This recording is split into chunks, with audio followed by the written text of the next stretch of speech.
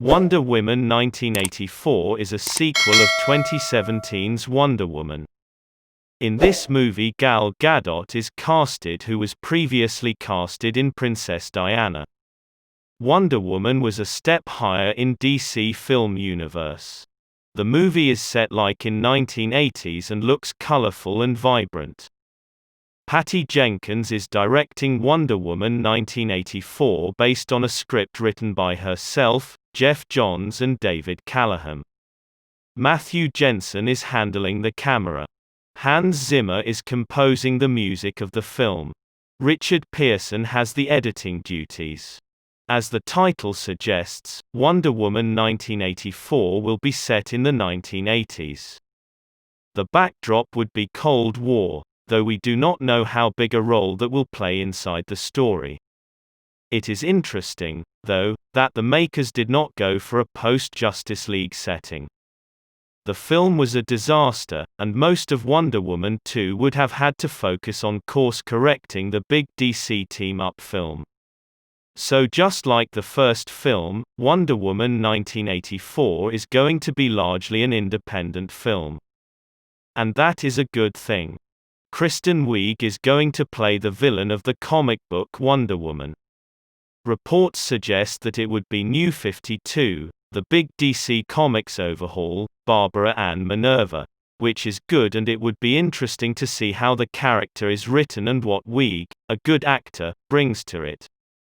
Pedro Pascal will play the shady businessman Maxwell Lord, who promises to grant everyone what they desire the most in life. Movie outfit. Gal Gadot's costume as the Princess of Themyscira, Wonder Woman, seems a little more vivid than before. There is also a new sheen on the outfit. Apart from that, it seems unchanged.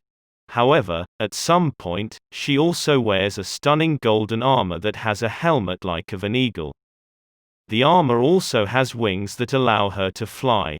Movie review. The look and feel of the 80s is recreated to some extent, minus the wretched hair and shoulder pads, while there is not much of the sound of the 80s.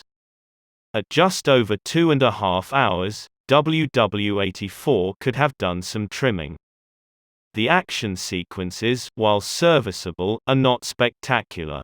The first superhero movie after the pandemic shut down cinemas, WW84 could be underwhelming, probably because our idea of superheroes itself has changed.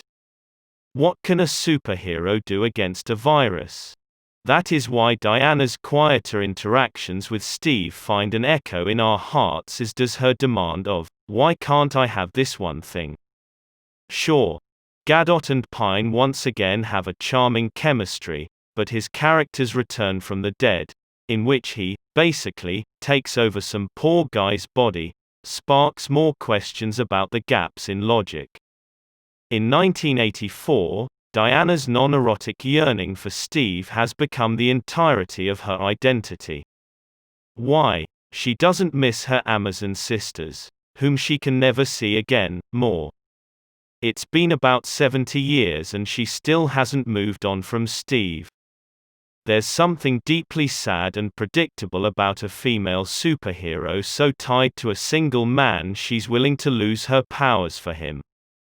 Romance has the potential to be heartwarming and expansive in superhero stories, but here it just feels claustrophobic. In the end, the actors can't save the story. Wiig really tries to.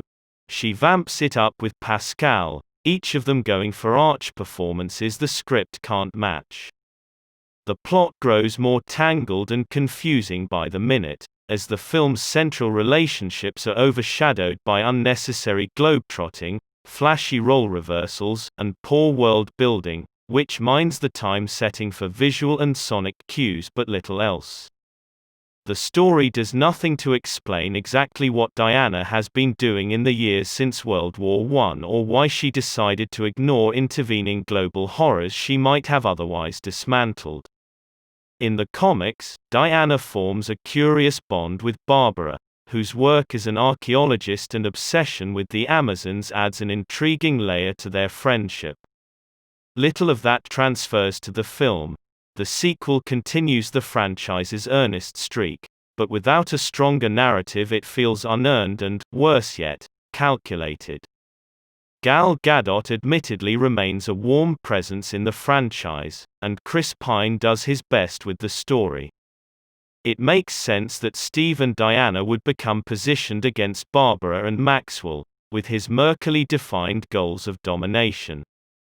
But why not lean into the best aspect of the preceding story, the Amazons? Why bring Robin Wright back if you're not going to give her another juicy action scene? Blessedly, the movie is free of empty girl power slogans and mortifying needle drops, but is that enough? I want intrigue, I want grace with the full might of the modern Hollywood apparatus and an ungodly amount of money. Is this really the best we can get? The movie insults by offering scraps and making us pretend it's a meal. Wonder Woman 1984 is a turning point in the history of Hollywood's business.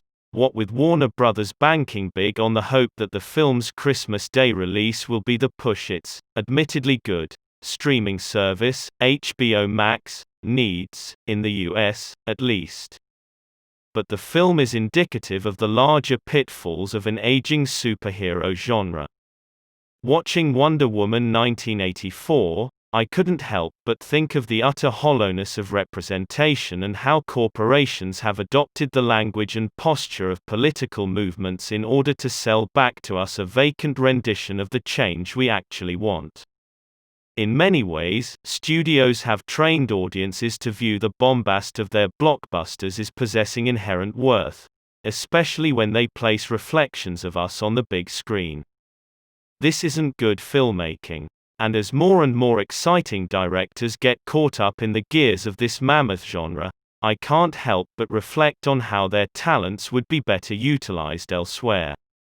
If only Hollywood gave them real control over stories, rather than treating their work as mere conduits for content the studio can replicate and sell. Thank you guys so much for watching this video. If you liked it, like, comment if you haven't already. Meet you with the new video.